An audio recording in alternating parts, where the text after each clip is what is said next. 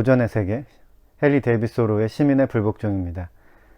헨리 데이빗 소로의 시민의 불복종은 제가 전에도 한번 서평을 한 책입니다. 그러나 좋은 책은 여러 번 읽어도 좋아야 진짜 좋은 책입니다. 시민의 불복종은 그런 의미에서 참 좋은 책입니다. 19세기에 나온 책인데요. 아직도 우리 시대를 앞서가고 있는 책인 것 같습니다. 여전히 많은 생각거리를 주는 책이죠. 시민의 불복종이 좋은 이유는 소로 자신이 시대를 앞서간 사람이기 때문이었습니다. 소로는 이제 19세기에 태어나고 죽었지만 21세기에 어울리는 사람인 것 같아요. 그만큼 시대를 앞서간 사람인 것 같습니다. 그래서 19세기의 사람들은 소로를 제대로 알아보지 못했죠. 소로는 출세하는 것보다 그저 자신만의 인생을 살기를 원했고 실제로 그런 삶을 살았습니다. 덕분에 이제 하버드 대학을 졸업하고도 당시에 눈에 띄는 업적을 남기지는 못했습니다. 하지만 그가 쓴 글은 지금도 하늘의 별처럼 반짝이면서 수많은 사람들의 영혼을 깨어나게 만들고 있습니다. 시민의 불복종은 이렇게 시작합니다. 나는 가장 좋은 정부는 가장 적게 다스리는 정부라는 표를 진심으로 받아들이며 그것이 하루빨리 조직적으로 실현되기를 바람하지 않는다. 근대국가의 출현으로 인해서 국민은 여러 가지 혜택을 입었습니다. 국가는 개인의 생명뿐만이 아니라 여러 가지 권리를 보호해주는 역할을 했습니다. 한 개인이 다른 사람에게 해를 끼치려고 할 때 국가는 공권력을 사용해 그것을 막을 수 있는 유일한 조직입니다. 국가에 대해서 사람들은 기본적으로 좋은 감정을 가지고 있습니다. 국가는 나를 해치기 위해서 존재하는 것이 아니라 나를 지켜주기 위해서 존재한다고 믿고 있는 것이죠. 국가 권력에 복종해야 하고 국가가 만든 법을 지켜야 하고 국가가 하는 일에 협조해야 한다고 많은 사람들이 생각합니다.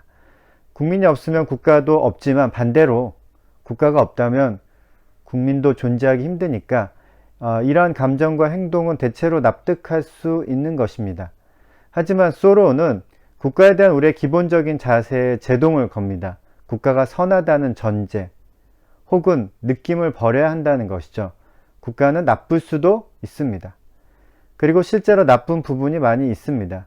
시민은 국가가 불이한 요구를 할 때 그 요구에 불복종해야 한다는 것이 이 책의 중심 내용입니다. 고전의 세계 첫 번째 문장입니다. 이 불의가 당신으로 하여금 다른 사람에게 불의를 행하는 하수인이 되라고 요구한다면 분명히 말하는데 그 법을 어기라. 소로는 미국의 멕시코 전쟁에 대해서 비판을 했습니다. 전쟁이라는 것은 그냥 한마디로 옳지 않습니다. 옳지 않은 일이죠. 미국은 국민의 세금을 거두어서 무기를 만들고 군대를 일으켜 전쟁을 통해 수많은 사람을 죽였습니다. 소로는 세금을 내는 행위가 곧 전쟁과 살인을 용인하는 행위라고 지적합니다. 그래서 그는 세금을 내는 것을 거부하다가 감옥에 갇히기도 했습니다.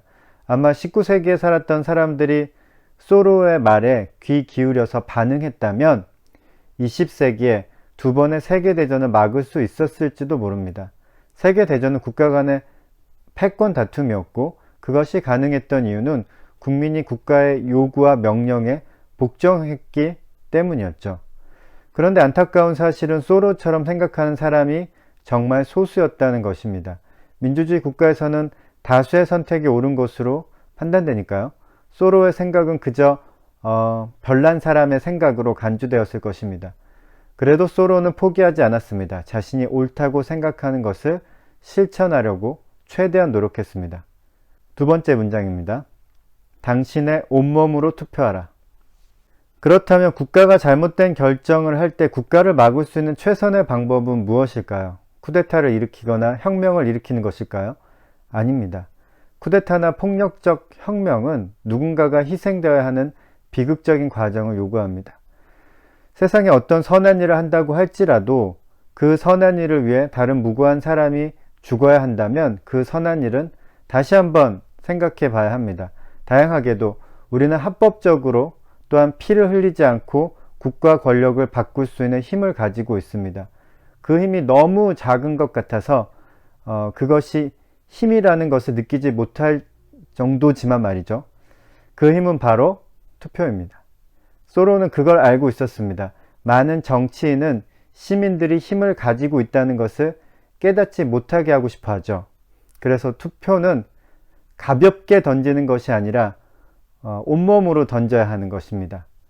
소로는 한 조각의 종이가 아니라 우리의 영향력 전부를 다 쏟아부어서 투표를 하라고 주장합니다.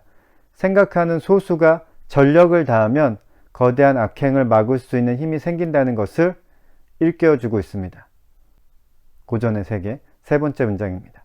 누가 더 강한지는 두고 보도록 하자. 이 문장에서 저는 소로의 호연지기를 느낄 수 있었습니다. 소로는 용기 있는 사람이었습니다. 그리고 실천하는 사람이었습니다. 단지 자신의 주장을 고집하는 것이 아니라 정의가 승리할 것이라는 확신이 있는 사람이었습니다. 분명히 그가 처한 상황은 정의가 쉽게 승리할 수 있는 상황이 아니었는데도 말이죠. 어쨌든 지금도 민주주의 국가의 거의 모든 결정은 다수결의 원칙에 의해서 결정됩니다. 다수의 선택은 늘 올바른 선택이라고 존중을 받지만 사실은 다수가 불리한 선택을 하는 경우도 많습니다. 국가의 잘못된 결정은 국가라는 거대한 존재가 내리는 것이 아닙니다. 국가를 구성하는 구성원들이 내리는 결정입니다. 그리고 정말 아이러니하게도 그 구성원들은 자신들이나 자신들의 자손들 그리고 이웃들에게 해를 끼치는 결정을 내릴 때가 많습니다. 아직도 우리는 수많은 불의와 타협하고 있습니다. 정의로운 선택을 하는 소수의 사람들이 힘없이 사라져가는 것 같은 순간들도 많이 있습니다. 그래서 말이죠. 정의는 과연 있는 것인가 하는 의문이 들 때가 많습니다. 하지만 소로는 장담합니다. 누가 더 강한지는 좀 더 두고 보자고 말이죠. 국가의 선택을 아무런 판단 없이 받아들이고 협조하는 것은 소로의 말을 빌리자면 그들 스스로가 자신을 나무나 흙이나 돌과 같은 위치에 놓는 것입니다. 2021년 대한민국에 소로가 살고 있다면 다른 주장을 할 수도 있을 것 같습니다. 민주화된 국가에 민주화 세력이 국가 권력을 가지고 있다면 국가의 선택에 협조해야 할 필요도 있는 것이죠. 시민이 불복종해야 하는 대상은 자본주의의 권력을 가지고 있는 기득권 세력과 그 세력에게 아부하는 언론이 되어야 할 것입니다. 포털 언론의 도배가 된다고 그 글들을 아무런 판단 없이 받아들이고 협조하는 것은 자신을 나무나 흙이나 돌과 같은 위치에 놓는 것입니다.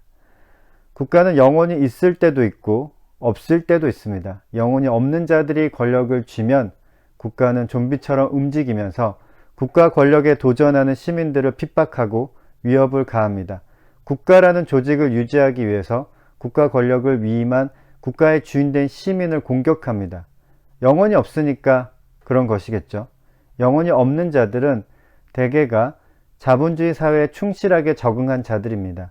돈벌이만 된다면 누군가에게 해를 끼칠 수 있는 일이더라도 거리낌 없이 저지릅니다. 좀비가 자신의 생존을 위해서 영혼이 있는 사람들의 살을 뜯어먹는 것처럼 말이죠. 영혼이 없는 자들이 국가 권력을 장악하면 국가라는 조직이 거대한 좀비가 되어서 사회에서 가장 약한 사람부터 뜯어먹을 것입니다. 막아야 합니다. 온몸으로 막아야 합니다.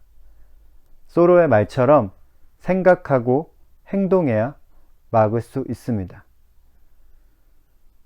소로의 말을 다시 한번 기억하면서 누가 더 강한지는 좀 더 두고 보도록 하죠.